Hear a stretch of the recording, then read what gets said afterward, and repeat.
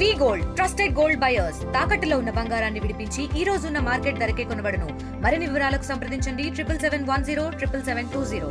ఈ ధరణికి గతంలో మనకి సాదాపైనకి ఆప్షన్ లేకుండా ఉండే. ఇప్పుడు కొత్తగా వచ్చిన భూభారతిలో ఈ సాదాపైన కేసులు పరిష్కారం చేయడానికి ఆప్షన్ ఇచ్చారు.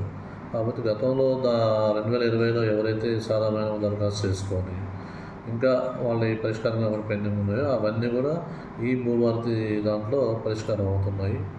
ఇంతకుముందు మనకి ఏదైనా పాస్బుక్ ఏదైనా తప్పు పాస్బుక్ ఇచ్చినా కానీ ఏదైనా ఉంటే దేనికైనా కానీ సివిల్ కోర్టు బొమ్మనే ఓన్లీ సివిల్ కోర్టు పోయి ఆప్షన్ ఉంది, సివిల్ కోర్టు పోయి పరిష్కారం చేసుకునే ఆప్షన్ ఉంది.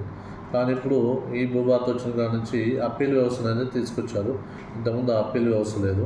ఇప్పుడు ఏదైనా ఉంటే ఆర్డీఓ దగ్గరికి, అదేవిధంగా జేసీ దగ్గరికి, కలెక్టర్కి అప్పీలు పోవచ్చు. ఏదన్నా కానీ దీంట్లో ఎటువంటి తప్పుడు పాస్బుక్ ఇష్యూ చేసినా కానీ, అదేవిధంగా ఇంతకుముందు వారసత్వంకి మనకి వారసత్వం సక్సెషన్ కేసుల్లో ఈ ధరణిలో ఏముందంటే వాళ్ళు ఏదైతే అప్లై చేసుకున్నారో మనం దాన్ని అప్రూవ్ చేస్తాం, ఎంక్వైరీ చేసుకుని అప్రూవ్ చేయాల్సి వచ్చేది.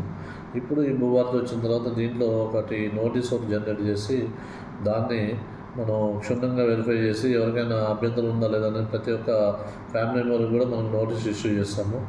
నోటీస్ ఇష్యూ చేసి ఎటువంటి అభ్యంతరం ఉందో దాన్ని మనం ఆపుతాము.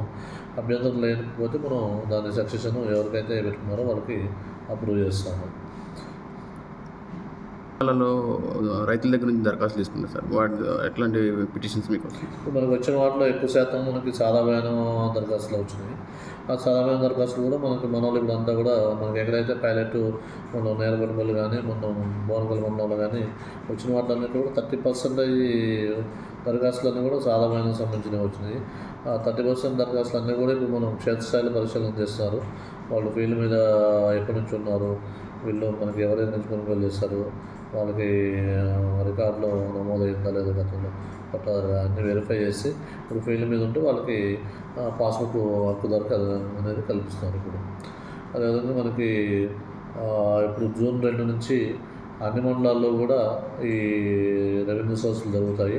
అన్ని మండలాల్లో ఇప్పుడు మన మండలం కూడా మనకి ఇచ్చిన గైడ్లైన్స్ ప్రకారంగా జూన్ 2 నుంచి రెవెన్యూ విలేజ్ వారిగా రెవెన్యూ సోర్సులు నిర్వహించడం జరుగుతుంది. మేము ఇక్కడ మన మండలంలో కూడా రెవెన్యూ సోర్సులు దరఖాస్తులు తీసుకుంటాము. వాటిలో మనకి రెగ్యులర్గా ఇప్పుడు మనకి మీ సేవలో మనకి మిస్సింగ్ సర్వే నెంబర్ కానీ లేదంటే ఎక్స్టర్నల్ కరెక్షన్ కానీ ఇటువంటి ఏమైనా రెగ్యులర్గా నడుస్తూనే ఉన్నాయి. ఇప్పుడు కూడా కంటిన్యూ అవుతూనే ఉన్నాయి.